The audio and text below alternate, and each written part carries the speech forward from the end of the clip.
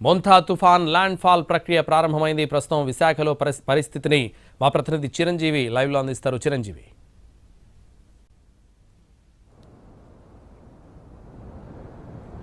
యశ్వంతో ప్రస్తుతం విశాఖలో మోంతా తీవ్ర తుఫాన్ ప్రభావం అనేది స్పష్టంగా కనిపిస్తుంది. ఎందుకంటే మనం చూసుకోవచ్చు, ఇప్పటికే ల్యాండ్ ఫాల్ అయినటువంటి తీవ్ర తుఫాన్కి సంబంధించి విశాఖలో కూడా ఆ అలల ఉధృతి క్రమంగా ఇంకా పెరగడం జరిగింది. మరోవైపు ఈదురుగాలుల ప్రభావం కూడా క్రమంగా అలా పెరుగుతూ వస్తుంది. ఎందుకంటే ల్యాండ్ ఫాల్ అయిన తర్వాత వాతావరణ శాఖ అధికారులు చెప్పినటువంటి ప్రకారం 4 నుంచి 5 గంటల పాటు కూడా ఇదంతా కూడా తీరం వెంబడి కొనసాగుతుంది. కాబట్టి దీని ప్రభావంతో ఇప్పటికే అక్కడ ఏదైతే అంతర్వేది వద్ద తీరాన్ని తాకింది, మరి దాని ప్రభావంతో దానికి దగ్గరలోనే ఉన్నటువంటి ఎక్కువ ఎఫెక్ట్ ఉన్నటువంటి విశాఖ మీద కూడా ఈ ప్రభావం స్పష్టంగా ఉంటుందని చెప్పడం జరిగింది.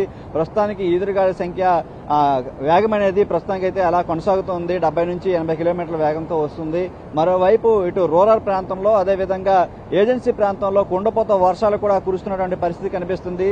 దాంతోపాటు నగరంలో పలు చోట్ల చెట్లు కూడా చాలా వరకు ఈ గాలుల తీవ్రతకి చాలా వరకు నేలకొరుగుతున్నటువంటి పరిస్థితి అయితే మనం స్పష్టంగా చూస్తున్నాం. మరి ప్రస్తుతం విశాఖలో ఉన్నటువంటి ఇక్కడ ఆర్కే బీచ్ సమీపంలో బంగాళాఖాతంలో పరిస్థితిని పరిశీలిస్తే కెరటాల ఈ ఉధృతి కూడా క్రమంగా అలా పెరుగుతూనే ఉంది. మరోవైపు ఇటు ఫిషింగ్ హార్బర్ వద్ద కూడా మత్స్యకారులు ఎప్పుడెప్పుడు ఏం జరుగుతుందో, ఎందుకంటే ఈ 4-5 గంటల పాటు కూడా ఈ ల్యాండ్ ఫాల్ ఉంటుంది కాబట్టి ఖచ్చితంగా దీనికి సంబంధించి ఏ క్షణంలో అయినా సరే దిశ మార్చుకుని వాయు వేగం అనేది, ఈ ఈదురుగాలుల వేగం అనేది చాలా ఎక్కువగా ఉండే అవకాశం కనిపిస్తుంది.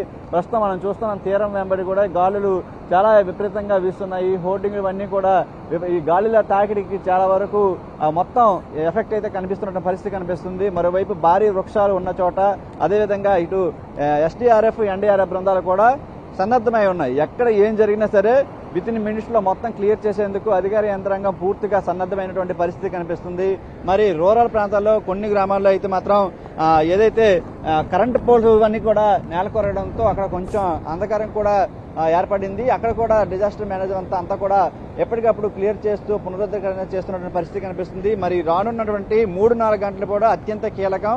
ఎందుకంటే ఈ సమయంలోనే ఏదైనా మారచ్చు, అంటే భారీ వర్షాలు, క్లౌడ్ బరస్ట్ ఇటువంటివి కూడా ఏర్పడే అవకాశం ఉంటుంది. కాబట్టి అత్యవసరం అయితే తప్ప ఎవరు కూడా బయటికి రావద్దని చెప్పేసి అధికారులు కూడా చెప్పడం జరిగింది. ఇప్పటికే పూర్తి స్థాయిలో ఇదంతా కూడా ప్రచారం జరిగింది. కాబట్టి దాదాపుగా నగరవాసులంతా కూడా, ఎందుకంటే జనరల్ గా ఎక్కువగా రద్దీ ఉన్నటువంటి ఈ ఆర్కే బీచ్, ఈ పరిసర ప్రాంతాలన్నీ కూడా పూర్తిగా నిర్మానుష్యంగా మారిపోయాయంటే దాని అంతా తుఫాన్ ఎఫెక్ట్ ఎంతగా ఉంటుందని చెప్పేసి వాళ్ళంతా కూడా ఉదయం నుంచి మనం ఎస్టాబ్లిష్ చేస్తున్నాం.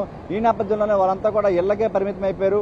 వీటితో పాటు లోతట్టు ప్రాంతాల్లో ఉన్నటువంటి, ముప్పు ప్రాంతాల్లో ఉన్నటువంటి ప్రజలంతా కూడా అలర్ట్ గా ఉండాలి, పునరావాస కేంద్రాల్లో చేరుకోవాలి అని చెప్పేసి వాళ్ళకి చెప్పడం జరిగింది. అయితే పునరావాస కేంద్రాలకి ఎవరైతే చేరుకుంటారో ప్రజలు వాళ్ళందరూ కూడా ఆహార పదార్థాలు అన్ని కూడా ఏర్పాటు చేసేందుకు పూర్తిగా జిల్లా అధికార యంత్రాంగం సన్నద్ధమైనటువంటి పరిస్థితి కనిపిస్తుంది. ఇక అటు కాకినాడ, అంతర్వేది ఆ ప్రాంతాల తర్వాత అక్కడ ఎటువంటి పరిస్థితులు ఎదుర్కొంటాయో దాని తర్వాత, అంటే దాదాపుగా 2-3 గంటల తర్వాత మరి విశాఖలో కూడా ఎటువంటి మార్పులు చోటు చేసుకుంటాయి అనేది కూడా మనం ఒక అంచనాకి రావచ్చు. ఎందుకంటే గతంలో కూడా కొన్ని తుఫాన్లు ప్రభావం చూసాం.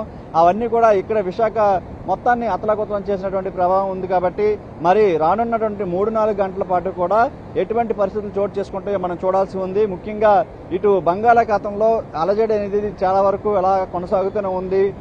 మరోవైపు అక్కడ ఫిషింగ్ హార్బర్ వైపు అలలు అనేది ఉధృతి పెరుగుతూనే ఉంది. దాదాపుగా 10 నుంచి 15 మీటర్ల ఎత్తు వరకు కూడా ఎగిసిపడుతున్నటువంటి దృశ్యాలు ప్రస్తుతం అక్కడ చోటు చేసుకుంటున్నాయి. లంగర్లు వేసినటువంటి బోట్లన్నీ కూడా ప్రస్తుతానికి అక్కడ ఒకదానికి ఒకటి ఢీకొంటున్నటువంటి పరిస్థితి. మరి వాయు వేగం ఇప్పుడు ప్రస్తుతానికి అయితే 70 కిలోమీటర్ల, అదే గంటకి 70 కిలోమీటర్ల వేగం ఉన్నప్పటికీ మరి 100 కిలోమీటర్ల నుండి 110 కిలోమీటర్ల వరకు కూడా చేరుకునే అవకాశం ఉంటుందని చెప్తున్నారు కదా. ఆ సమయంలో పూర్తిగా అక్కడ చాలా వరకు డ్యామేజ్ ఎదుర్కొనే అవకాశం ఉంటుంది. ఎందుకంటే జట్టీలో సుమారు 700 బోట్లు ఉన్నాయి. అవన్నీ కూడా గాలుల తీవ్రం తట్టుకోలేని పరిస్థితి కనిపిస్తుంది. 1, 2, 3, 4 తాడులు వేసి బలంగా కట్టడం జరిగింది అక్కడ జట్టీలన్నింటిలో కూడా. మరి రానున్నటువంటి 3-4 గంటల పాటు కూడా ఎటువంటి పరిస్థితులు చోటు చేసుకుంటాయి అనేది చూడాల్సి ఉంది. ఎందుకంటే ఇప్పటికే గాలుల వేగం అనేది క్రమంగా పెరుగుతూ ఉంది. మరి 3-4 గంటల పాటు కూడా ఈ ల్యాండ్ ఫాల్ అనేది ఉంటుంది. కాబట్టి తుఫాన్కి సంబంధించి దాని ప్రభావం ఖచ్చితంగా విశాఖ మీద కూడా ఉండే అవకాశం ఉందని వాతావరణ శాఖ అధికారులు ఇప్పటికే స్పష్టమైన ఆదేశాలు కూడా జారీ చేయడం జరిగింది. మరోవైపు మరి తీరం వెంబడి కూడా గాలి తీవ్రత పెరుగుతుంది. రూరల్ ఏరియాల్లో ఏజెన్సీ కూడా భారీ నుండి అతి భారీ వర్షాలు కూడా కురుస్తున్నాయి. మరి కాసేపట్లో కుండపోత వర్షం ఇక్కడ కూడా విశాఖలో కురిసే అవకాశం ఉంది. కాబట్టి ప్రజలంతా కూడా సురక్షిత ప్రాంతాల్లో ఉండాలని చెప్పేసి అధికారులు ఆదేశాలు జారీ చేయడం జరిగింది.